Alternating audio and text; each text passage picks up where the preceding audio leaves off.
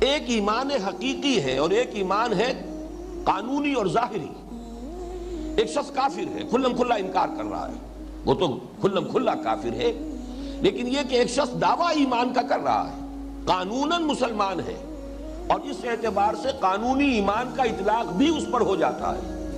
لیکن دل میں ایمان غائب ہو چکا، دل سے ایمان رخصت ہو چکا، دل سے ایمان زائل ہو چکا۔ اس کیفیت کو اگر اس امکان کو سامنے نہیں رکھا جائے گا تو ان آیات کے اندر جو تنبیہ کا پہلو ہے، انذار کا پہلو ہے، جس سے کہ انسان اپنی اصلاح پر متوجہ ہو سکتا ہے، جس سے اسے جھڑجھڑی آئے،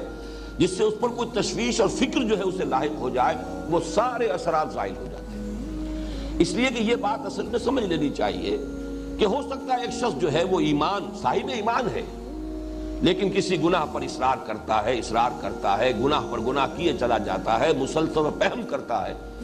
ایک حال ایسا ہو سکتا ہے کہ ایمان اس کے دل سے بالکل زائل ہوتا ہے۔ اس کیفیت کو اگر نہیں تسلیم کریں گے کہ قانوناً تو پھر بھی وہ مسلمان رہے گا، قانوناً وہ مومن شمار کیا جائے گا، لیکن حقیقت کے اعتبار سے کافر ہو چکا۔ اور یہ بات سمجھ میں آتی ہے جب قرآن مجید میں نفاق کے بارے میں جو کچھ فرمایا گیا ہے، سورہ منافقون کی آیت نمبر 3، ذالک بانہم آمنوا ثم کفروا فطبع علی قلوبہم فہم لا یفقہون۔ یہ اس لیے کہ وہ ایمان تو لائے تھے، جیسا کہ میں نے حقیقت نفاق کے اپنے خطبات میں کئی مرتبہ واضح کیا کہ ایک تو نفاق ہوتا تھا شعوری، ایک شخص جان بوجھ کر محض دھوکہ دینے کے لیے ایمان لاتا ہے، جیسے کہ سورہ آل عمران کے اندر اس کا تذکرہ کیا گیا کہ یہود کی ایک سازش تھی، انہوں نے سازش کی کہ صبح کے وقت ایمان لے آؤ، آمنوا بالذی انزل علی الذین آمنوا وجہ النہار واکفروا آخرہ۔ اب صبح کے وقت ایمان لاؤ، ایمان کا اعلان کرو، حضور کی صحبت میں جا کے بیٹھو، دن بھر وہاں رہو، شام کو کہو جی ہم نے تو دیکھ لیا، بہت قریب آ کر کچھ نہیں ہے، دور کے ڈھول سہانے تھے، کوئی حقیقت نہیں ہے، ہم تو واپس اپنے دین میں جا رہے ہیں، کفر کرو اور واپس آ جاؤ، تاکہ یہ اسلام کی اور ایمان کی جو ساکھ بن گئی ہے، جو گڈ ول بن گئی ہے کہ جو ایک مرتبہ چکھ لیتا ہے اس کی لذت اور اس کا ذائقہ، پھر وہ اس کو چھوڑنے کے لیے تیار نہیں ہوتا، یہ جو ساکھ ہے ایمان کی یہ ختم ہو جاتی۔ اب یہ سازش ہے، جس شخص نے اس ارادے کے تحت کلمہ طیبہ پڑھا ہے، ظاہر بات ہے کہ وہ تو ایک منٹ کے لیے بھی ایمان اسے نصیب نہیں ہوا۔ یا جیسے میں نے مثالیں دی ہیں بارہا کہ ہمارے علم میں آتا رہا، اخبار میں خبریں چھپتی رہیں کہ کوئی ہندو جو ہے وہ مسلمان بن کر پاکستان میں آیا اور کسی سرحدی گاؤں میں کسی مسجد میں سال ہر سال تک امامت کرتا رہا۔ اب ظاہر بات ہے اسے معلوم ہے کہ میں نے اسلام قبول نہیں کیا ہے، چاہے اس نے بھی ختنہ بھی کرائی ہوگی، اس نے داڑھی بھی بڑھائی ہوگی، اس نے نماز بھی سیکھی ہوگی، کچھ بنیادی مسائل بھی سیکھے ہوں گے کہ کوئی پوچھ لے اگر مسئلہ تو جواب بھی دے سکوں، مجھے جا کر وہاں جاسوسی کرنی ہے، لیکن اسے معلوم ہے کہ میں تو ایمان نہیں لایا، میں تو جو تھا وہی ہوں، یہ صرف دھوکہ دینے کے لیے، جاسوسی کے لیے میں نے لبادہ اوڑھا۔ یہ شعوری نفاق ہوا، چاہے وہ چند گھنٹوں کا تھا ان یہودی سازشیوں کا، اور چاہے یہ کئی سال کا تھا اس ہندو جاسوس کا، لیکن یہ شعوری نفاق ہے، اس نے اسلام کا لبادہ صرف دھوکہ دینے کے لیے اوڑھا ہے۔ لیکن ایک نفاق وہ تھا، قرآن مجید بار بار اسی لیے کہتا ہے وَهُمْ لَا يَشْعُرُونَ وَهُمْ لَا يَشْعُرُونَ، یہ جو غیر شعوری نفاق ہے کہ ایک شخص ایمان لایا لیکن اب ایمان کے تقاضے پورا کرنے سے طبیعت گھبرائی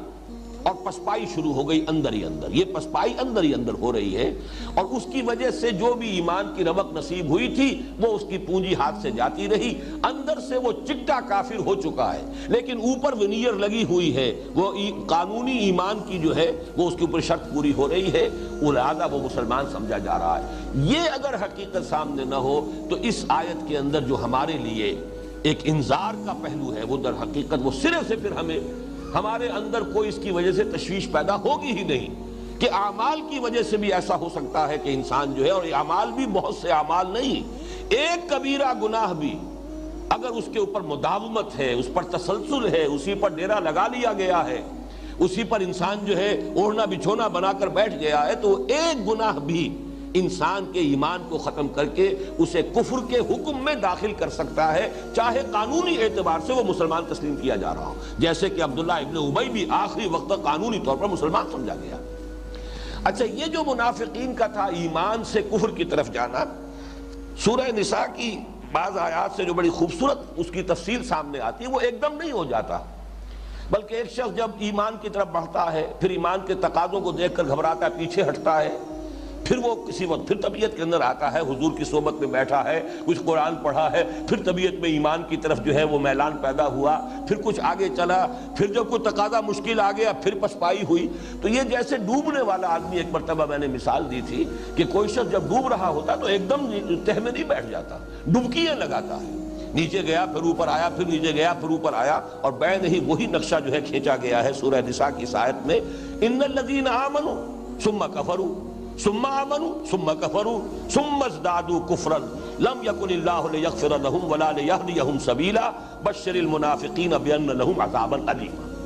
وہ لوگ جو ایمان لائے پھر انہوں نے کفر کیا، پھر ایمان لائے پھر کفر کیا، پھر کفر میں بڑھتے چلے گئے، جیسے کہ وہ ڈبکیاں لینے والا شخص ایک دفعہ نیچے گیا پھر اوپر آیا، پھر نیچے گیا پھر اوپر آیا، پھر جو گیا سو گیا، پھر وہ جا کر جو ہے تہ میں بیٹھ گیا۔ بعین ہی یہی معنوی سطح پر ہوتا ہے ایمان، پھر ایمان کے بعد کفر، کعبہ مجھے روکے ہے تو کھینچے ہے مجھے کفر، ایمان مجھے روکے ہے تو کھینچے ہے مجھے کفر، کعبہ میرے پیچھے ہے کلیسا میرے آگے، اسی تذبذب میں مذبذبین بین ذالک لا الہ ہؤلاء ولا الہ ہؤلاء، یہ کیفیت رہتی ہے کچھ عرصے، اس کے بعد آدمی جو ہے اس کفر کے اوپر، لیکن کفر معنوی، کفر حقیقی، کفر باطنی، کفر قانونی نہیں، قانونی طور پر پھر بھی مسلمان ہے۔ اس حقیقت کو سمجھ لیجئے تو پھر یہ آیات، لیکن چونکہ علماء کرام کو وہ جو اہل سنت کا اجماعی عقیدہ ہے اس کی حفاظت کرنی ہے، معتزلہ کے مقابلے میں اور خوارج کے مقابلے میں، چونکہ خوارج نے بہت بڑی گمراہی کا ارتکاب کیا کہ کبیرہ گناہ جس نے کیا وہ کافر ہو گیا، مرتد ہو گیا، جب مرتد ہو گیا واجب القتل ہے، اس کی جان اور خون بھی مباح، اس کا مال بھی مباح، اس کی عورت بھی جو ہے گویا کنیز کی حیثیت سے اب آپ اپنے گھر میں ڈال لیجئے، سب کچھ ہو گیا، وہ کافر ہو گیا اس لیے کہ اس نے کبیرہ گناہ کا ارتکاب کیا۔ یہ بہت بڑی گمراہی تھی اور تاریخ اسلام میں سب سے بڑی عظیم گمراہی یہی ہوئی۔ تو اس سے گھبراتے ہیں علماء اسلام